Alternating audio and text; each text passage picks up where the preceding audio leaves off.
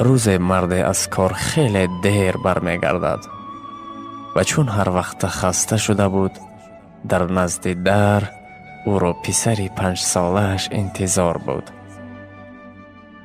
پدر، از شما یک چی را پرسم؟ پدر باشد: البته جانم، چی شد؟ ماهانه شما چند است؟ یعنی اویلیک شما چند است؟ این به تو دخل ندارد بچم. و برای چی میپرسی؟ التماس دانستن میخواهم میگوید. خیر، 500 سامان است. چرا میپرسی؟ پدر، شما با من 200 سامانی داده میتوانید. خیلی ضرور است.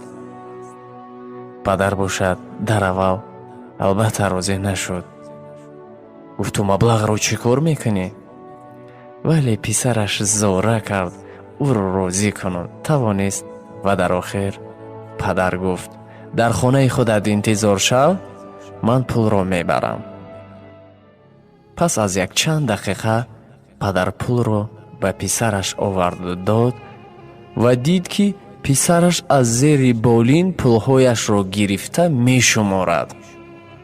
پدر حیران شد و پرسید تو خود پول داشتی کو؟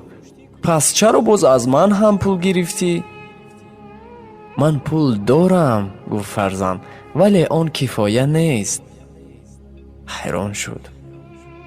در همین وقت همه پولهایش را جمع کرد و گفت انا 500 سامانی به پدرش داد. چرا این رو به من میدهی؟ گفت پدر، اینجا 500 سامانی پول است. من میتوانم 1 ساعت وقت شما را بخرم.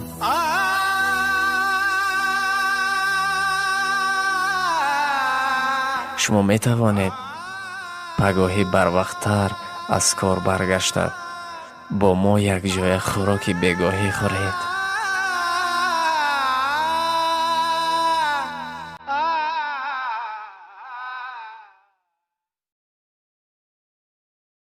به فکرم حکمت حکایه معلوم است.